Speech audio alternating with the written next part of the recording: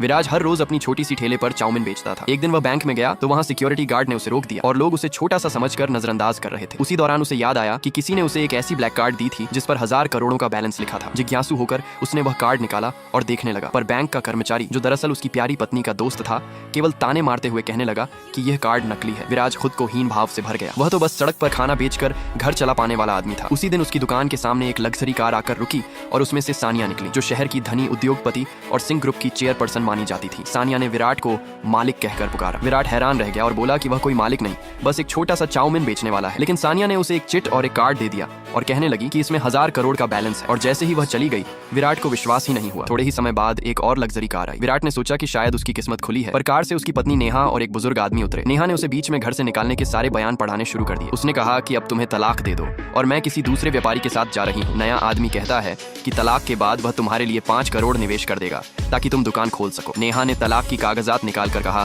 कि विराट को घर से बाहर कर दिया जाएगा। विराज का दिल टूट गया। शादी के सालों में उसने परिवार के लिए हर मेहनत की थी, पर अब उसका अपना ही घर उसे ठुकरा रहा था। रात को जब वह सामान समेटकर घर लौटा तो उसकी सास और नाना भाई उसका सामान बाहर फेंक चुके थे। भीगे हुए और उदास लोक में वह बैंक के पास से गुजर रहा था। तभी बारिश शुरू हो गई और उस समय वही दृश्य हुआ जिसका हम पहले उल्लेख कर चुके हैं। नेहा की बहन बोली कि वह ब्लैक कार्ड दिखाकर बैंक में शोर कर रहा है और यह अपराध है। विराट ने यह साबित करने के लिए सानिया को फोन लगा दिया कि कार्ड सच है या नहीं। सानिया को यह सुनकर गुस्सा आ गया। उसने तुरंत बैंक की ओर निकलने का निर्णय लिया। बैंक में मौजूद लोग पहले ही विराट पर मजाक उड़ा रहे थे और कह रहे थे कि अगर सचमुच उसके पास 1000 करोड़ होते तो नेहा कभी उससे अलग न होती। पर जैसे ही सानिया वहां आई, लोगों की सारी हंसी रुक सी गई। नेहा जो हर बात पर उड़ती सी हो जाती थी, उसे अब विश्वास नहीं हुआ। उसने मोबाइल पर अपनी सहेलियों से बात करके सुना कि विराट सचमुच सानिया को जानता है और कार्ड असल में 1000 करोड़ बताता है। नेहा को लगा कि शायद कोई मजाक कर रहा है। आखिर विराट के पास 10 रुपए तक नहीं थे। बैंक में सानिया ने विराट को एक प्रतीकात्मक डॉक्यूमेंट सौंपा। कहा कि यह सिंह ग्रुप के अध्यक्ष होने की निशानी है। उसने उसे एक कार भी दे दी और बताया कि 3 दिन बाद वह औपचारिक रूप से समूह का प्रमुख बनकर कार्यभार ग्रहण करेगा। उस दिन वह एक बड़े भोज का आयोजन करेगा जिसमें शहर के तमाम प्रमुख लोग आएंगे। समाचार फैलते ही